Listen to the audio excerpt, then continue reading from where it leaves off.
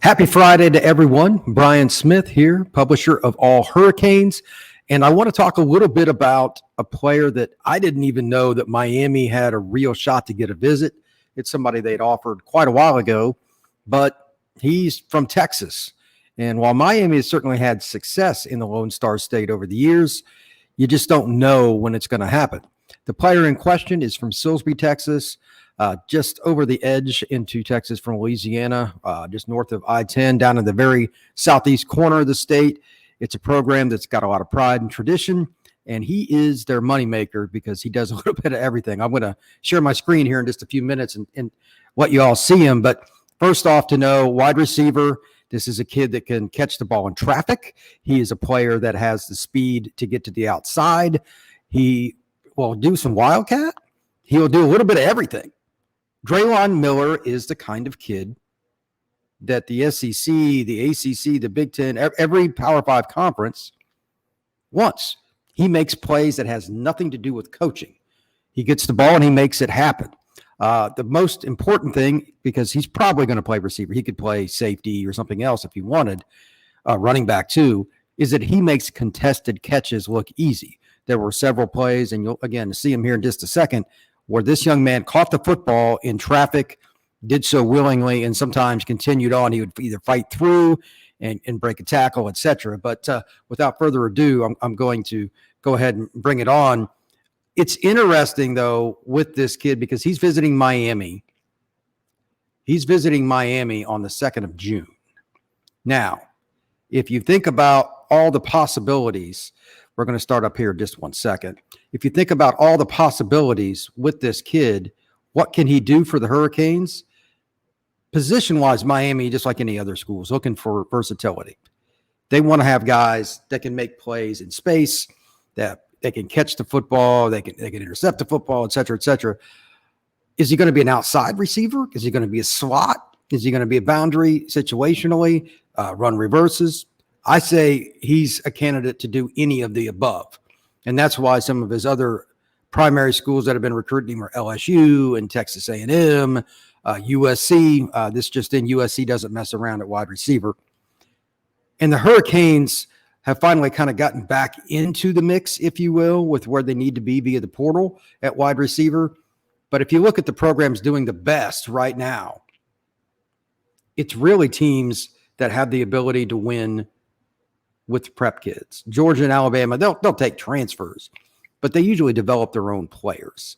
And that's the bottom line. So we need to find out what they can do long-term. It's only year 2 of Mario Cristobal, but getting kids like this that are very versatile and just tough as nails, to supplement all the talent that Mario Cristobal and his coaching staff are bringing in from the great state of Florida, when you can do that, and it's something that Miami did in the 80s, 90s, early 2000s, they always had like one or two guys. Jesse Armstead, like, for example, the great linebacker who played at Dallas Carter. If you just get one or two guys like that a year from Tech, it could be other states too, but if you just get one or two guys like that a year, it changes your program. Again, Miller's coming in on the 2nd. I don't really know much about, never even tried to talk to him, to be honest. Never even sent him a message on Twitter. But again, you can see these contested catches and just how physical the kid is. If you can get guys like this on campus, Miami's done a tremendous job, by the way, this spring in getting guys on campus for unofficials, and from talking to numerous players at IMG and Under Armour and just on the phone, et cetera, that they've done a great job. So I have no doubt that they'll do a good job with Miller as well. Why not bring in guys like this? Look, he reminds me a little bit of JoJo Trader. That's one way to look at it. Anytime you can get versatile kids, it's important. Now, I'm going to go ahead and stop this, but keep in mind, if Miami is able to get these kinds of players to supplement with what they have, it also does something else.